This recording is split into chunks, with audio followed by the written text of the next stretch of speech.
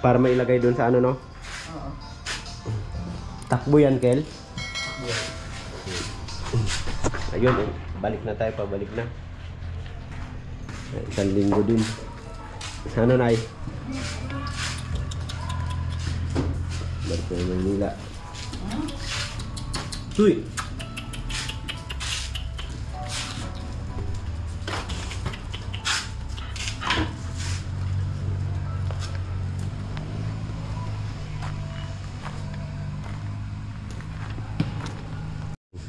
Service natin yung service ni Michael. Tingnan natin kung kaya. Anong pangalan ng ano mo, te?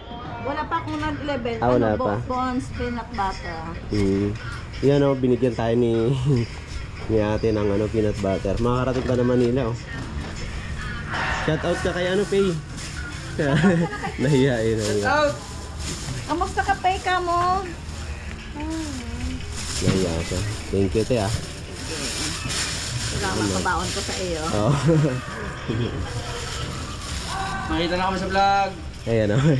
Ikaw, hi ka na rin. Dila, tila. Tila. Tila. Parang kita ka to. Dila na. Yeah.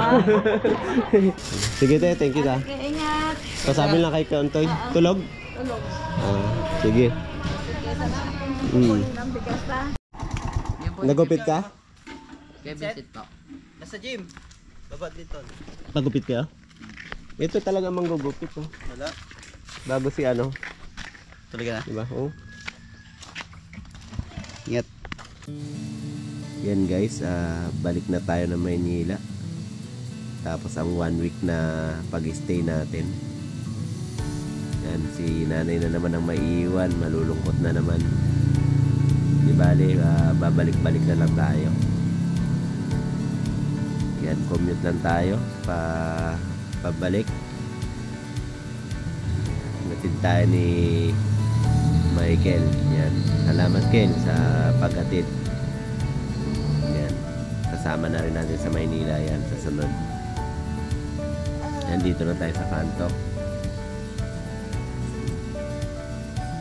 Etong kanan papuntang Kalintaan, kaliwa pa Concepcion into Abra. Etong nasa unahan naman papuntang Bumbungan. Yan, kakaliwa tayo. Guys, ano na lang tayo, Concepcion na lang tayo sasakay kasi dito is alas 3 pa daw yung bus. Kaya doon na lang tayo, baka merong mas maaga dumating. Yan. Dito may mga solar na din, solar panel lights. Yan, ito yung Barayong.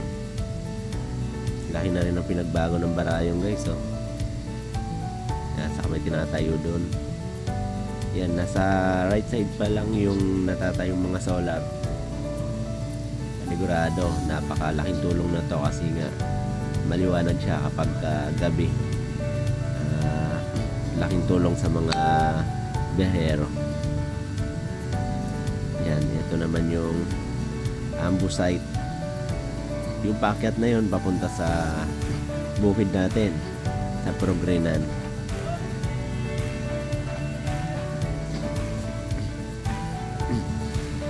Itong side na to, ito na yung yan, Mulawi na to dito.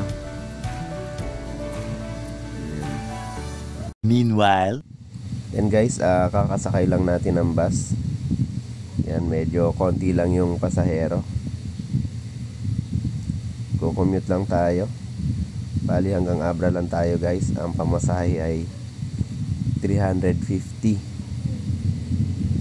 Yan, hanggang Abra lang. Pagdating sa Abra, bababa tayo, lalakad tayo hanggang sa barko. Yan guys, nasa barko na tayo. Time check 7:42 ng gabi. Yan, hindi na pala tayo pinababa ng konduktor. Dire-diretso na yung bus. Sumakay dito ng barko, sila na lang nagbayad nung pamasahe natin sa barko. Ang pamasahe nga pala is 520. Yan, dahil masama yung panahon kaya malakas ang hangin at maulan, kaya hindi na kami pinababa. Yan guys, maya maya aalis na rin. Dito na tayo sa Abra. Medyo nahihirapan yung ating mga personnel, yung mga personnel ng Montenegro, kasi nga malakas yung alon. Kanina nung nasa bus ako, malakas talaga yung ulan. Hanggang ngayon malakas pa rin. Kaya nakakatakot bumiyahe. O kita naman natin yung buhok ni atin nililipad-lipad. Kasi nga malakas ang hangin yan. So guys, sobrang dilim. Mamaya sa laot na to, sigurado mas malakas pa, mas malalakas ang alon. May bagyo yata na parating. Kaya kailangan makabalik kaagad tayo. Baka kasi ma-stranded tayo dito at hindi tayo makabalik kaagad sa Manila. Yan.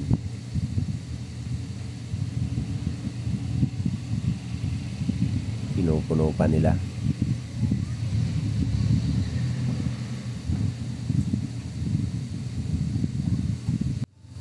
Yan guys, ay dahil hindi nakakasya tayo, itong buwan sa unahan maiiwan yan. Yan guys, hindi na siya nakasakay. Paalis na tayo guys.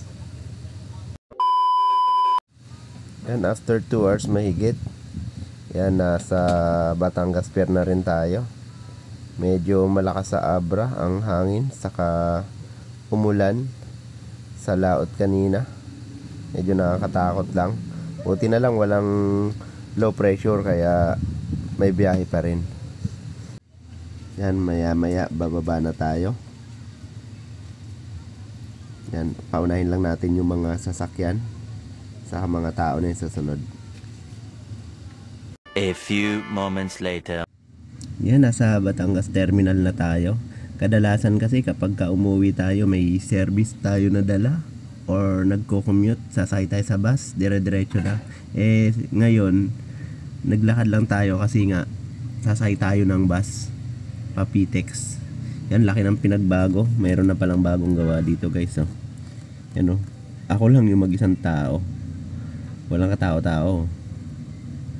Yan, maraming tao dito kasi dun sa isang side, pag diniretso ko, nakita ko maraming mga pila, mga nag-aantay na mga pasahero sasakay sa barko. Yun, laki na ng pinagbago. Yung iba dito ginagawa pa lang. Kaya nasa labas na tayo, pupunta tayo doon banda yung mga bus. Nagtanong tayo doon sa guard kanina, doon nga daw lalabas tayo dyan, tapos doon yung mga biyaheng pa Cubao, pa Fairview. Yan, tapos sa Pitex lang sila, doon tayo bababa, sasakay tayo pa Cubao. Yan guys, nasa bus na tayo. Yan, pabiyahe tayo pa Pitex. Mamaya maya aalis na rin ang bus. Antay-antay lang tayo. Ayan guys, kakaalis lang ng bus. Yan, mga 2 oras din ang biyahe, depende sa bilis at saka kung walang traffic. Pitex lang tayo bababa, tapos after dun papasok tayo sa loob, sasakay tayo ng, pwede rin tayo mag carousel or bus. Pero sa mga gantong oras, mga madaling araw, medyo mahirap na pag nag carousel kasi konti na lang yung pasahero, medyo matatagalan tayo. Pitex na tayo guys. Yan.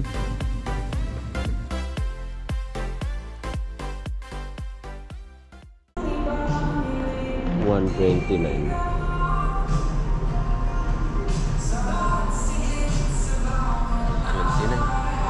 sa Pitex.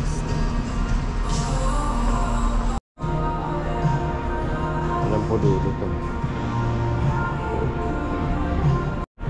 Gate number 10. Sasakay tayo ng mga papuntang Cubao.